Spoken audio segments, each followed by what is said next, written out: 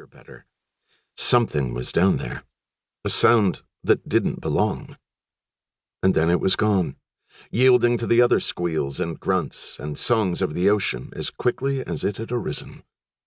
A strand of black hair escaped her wool beanie and blew across Moon's wind-chapped cheek. The wind had shifted, coming from the northeast now, beyond the pack ice. She ignored the cold, focusing instead on the sound she'd heard for only an instant as the hydrophone descended beneath the Sikuliak. Ballpoint pens were iffy in the cold, so Dr. Moon used a pencil to record the depth and time in her notebook. She shot a quick glance at Snopes Thorson. "You didn't hear that?" Wind fanned the ash on the end of Thorson's cigarette, turning it bright orange, like a tiny forge. Bundled in layers of merino wool, fleece, and orange Arctic bibs, it was difficult to tell much about him, except that he wasn't very tall and was, perhaps, very well fed. He wielded his sideways glares like weapons when he was annoyed, or more often, when he was about to annoy someone else by fact-checking every little detail of a conversation. Thorson relished the notion of calling everyone out on the slightest error. Paddy Moon made it a point to speak as little as possible around the man. Not an easy thing to do when their jobs overlapped, and their office was a 261-foot boat in the middle of the Arctic Ocean. Like Moon, Dr. Thorson was a science officer, managing the dispersal of 5 expendable buoys that would be sunk in the deep water 600 miles north of the Bering Strait and 800 miles south of the North Pole. If there were any mysteries left on Earth, they were in the sea, Moon thought. And some of the greatest mysteries of all lay here, in the Chukchi borderland, where the relatively warmer and saltier Atlantic met the colder, fresher, and more nutrient-rich waters of the Pacific. Oh, the Navy had bathymetric charts of the seafloor, but she knew from experience that they were not entirely accurate. Hidden reefs and shoals appeared and disappeared. Some believed them to be thick clouds of sea life that rose from the depths, fooling a ship's sonar techs into thinking they were in much shallower waters.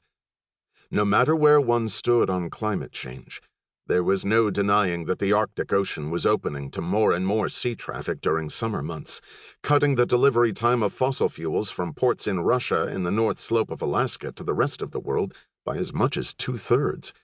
Polar nations like Russia, Canada, Denmark, and the United States were as busy as they had ever been collecting data on the Arctic.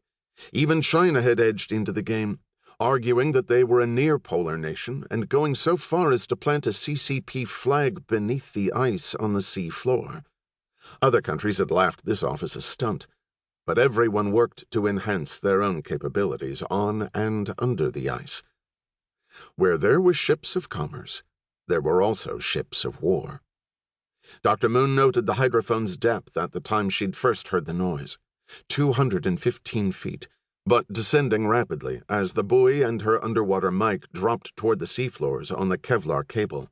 She adjusted the gain the old-fashioned way, by turning a knob, attempting to pick up the burst again.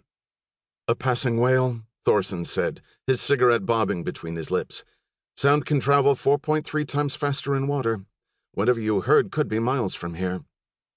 "Maybe," Moon conceded, ignoring the elementary physics lesson. She was professional enough not to rule out anything without a process, but even as she said the word, she knew that this was no whale. The noise had not faded, but winked out, as if a switch had been thrown, leaving the rest of the ocean chorus to continue in its absence. The sea was dark and cold, but it was not a quiet place. When she was only 5, Paddy's father had let her come with him seal hunting beyond the jutting spit of land that gave Point Hope its Inupiaq name of Tikigak, forefinger. Her father had showed her how to put the handle of the wooden paddle to her ear and listen to the undersea songs of Uguruk, the bearded seal, as they vibrated up from the blade he'd left submerged in the water. The wooden paddle made for a rudimentary listening device, but she was able to hear the occasional song of a bowhead whale, bearded seals, and the ever-moving pack ice that shrieked and squealed like a badly fitting lid on a styrofoam cooler. Later, during her time in the Navy, she'd learned that fish grunted, croaked, farted, and ground their teeth.